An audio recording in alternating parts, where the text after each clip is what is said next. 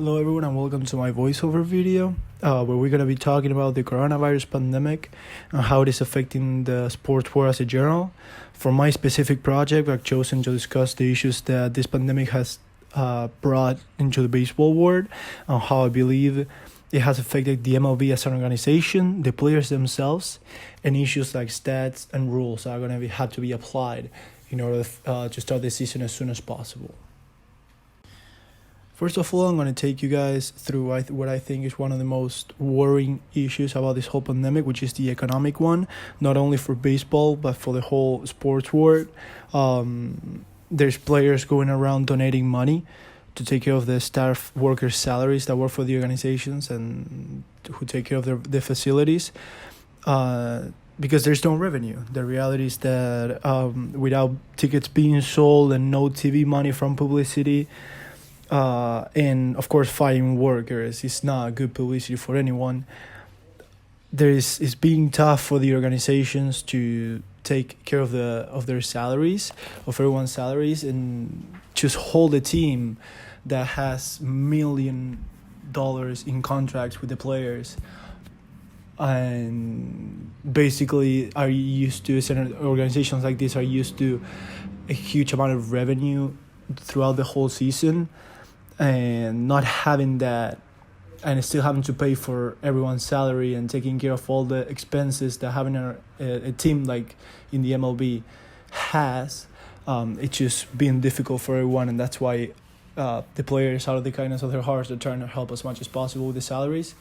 And yeah, there's nothing else for us to do more than hoping that all of this take care of itself and we can go back to our regular lives and going back to watching baseball games every single day, so the organizations don't take a huge hit and we can keep enjoying our favorite players play.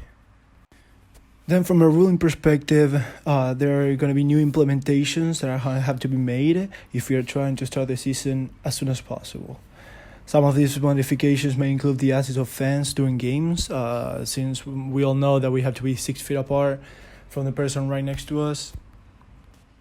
And having such a thing happening with fans actually being in the game, that's just not going to be possible. The amount of staff workers that you would need for that, it will be too many, and the reality is the games might not be enjoyable if you can't have someone right next to you. So fans are probably not going to be coming, and they probably shouldn't either way.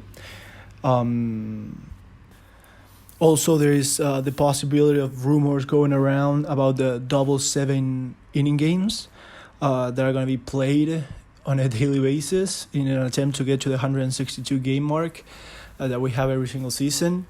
I don't know how good this option is. I mean, it's a good possibility, and we definitely need as many games as possible to be played. But there's also the reality that this 7-inning ruling might affect a lot of other things on the side, like stats, for example, for pitchers and hitters, especially for pitchers, though. And yeah, so basically, pitchers will be throwing less innings than usual, and games will be finished in a how do I say, in a less, let's just say, in a shorter way. Organizations are going to need to use a less amount of pitchers, and all the issues that will bring with the stats, not only for the ones that are going to be mainly throwing, but also for those who maybe don't have a place in the 40-man roster and that don't pitch on a daily basis, are going to have less of an opportunity to do so. And finally, the last topic that I want to touch is the players' practice schedule. Not only from a pitcher's perspective, which is probably the most important one, but also from a hitter's perspective.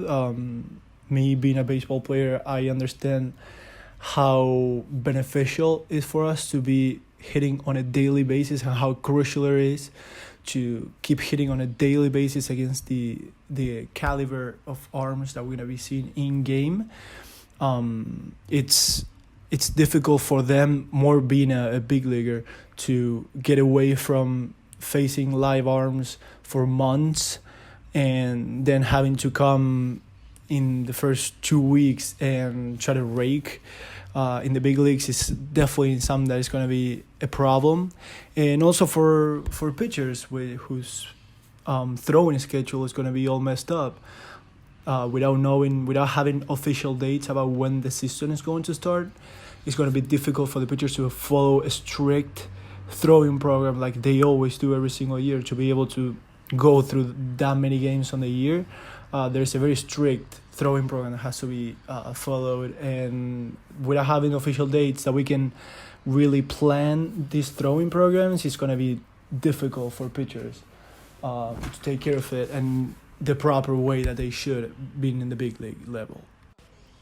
Okay, I could be here talking about this stuff all day, but for the sake of the video, we're going to cut it here. I believe we covered the main issues that are surrounding this coronavirus pandemic and the MLB. And I hope everyone is staying safe, and thank you for listening. Bye. This one hammered deep to right and gone. And that one was smoked into the home run porch, a two-run shot. You talk about a no-doubter. This is an absolute bomb up in the zone. Let's get us some data, Dave. I know you love data. That's why we call you Data Dave. And the exit velocity there, 112 miles per hour, 418 feet. That is a very hittable pitch. Nice job by Nomar.